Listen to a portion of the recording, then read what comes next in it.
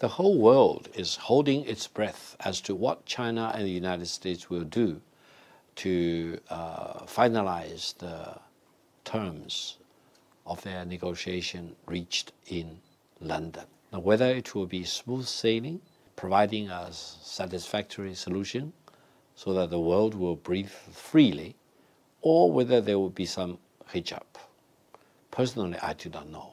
But let me share with you some of my personal observations.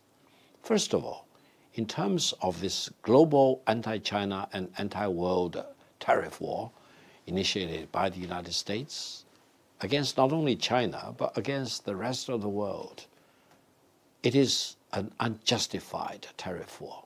It is a major blow to free trade.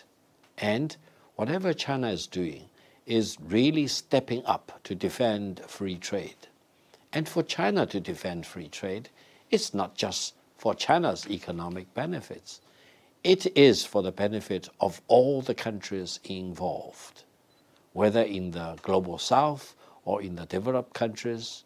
And allow me to emphasize, ironically, it is also for the benefit of the overwhelming majority of the people in the United States.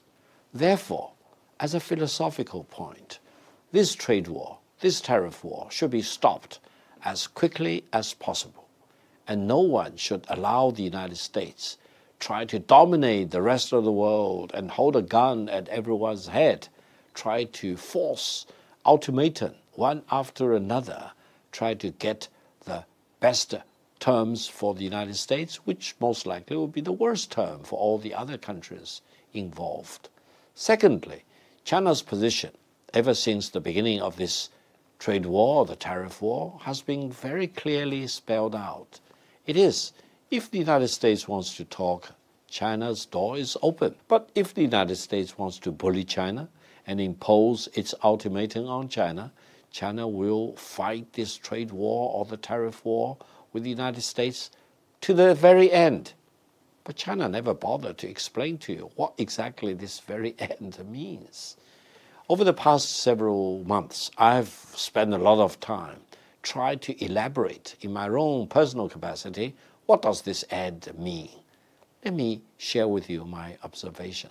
While China is very eager to finalize the trade talk with the United States, which will be for the benefit of both China and the United States, China is also fully prepared to fight it to the very end. Now, from the U.S. perspective, they want to whack down China export to the United States. But they want to maintain a brisk and free walk for U.S. exported goods to the China market. Let me tell you, there is no free lunch like that. If China is forced to fight to the end in this war, the end will be, in the first layer, a complete grinding to a halt of the two-way trade between China and the United States, meaning there will be no more Chinese export to the United States, which will be a big loss to the consumers in the United States, and concurrently, there will be no more U.S. export to China, meaning the United States will also lose out the China market, and the China market is the largest market in the world of today and will become even larger in the coming years and the coming decades. There will be another end, that is, trading service between China and the United States, and U.S. enjoys a huge surplus, China suffers a huge deficit, will also, in my judgment, be forced by the United States to grind to an end. That means the United States need to really calculate the gains and the losses of this tariff war they launched against China. And I'm afraid President Trump and his advisors, especially advisor Navarro, will be judged by history as being very much miscalculating in launching this war against China. However, I think China is very serious in doing its best to make sure that the trade talks, which was held in Geneva, followed with the talks in London, will really be for the benefit of both China and the United States. And in the world of today, if China and the United States can find common ground to promote each other's best interest, it will really be a great relief for the rest of the world. If China and the United States cannot get onto the same page, and if the United States wants to really pick a fight with China, it will not only be China and the United States who will suffer the consequences. Many other countries in the world will also suffer the bad consequences. And allow me to emphasize another point.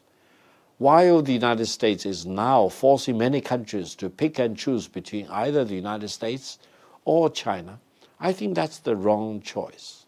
The real choice for many countries in the world is not between China versus the United States.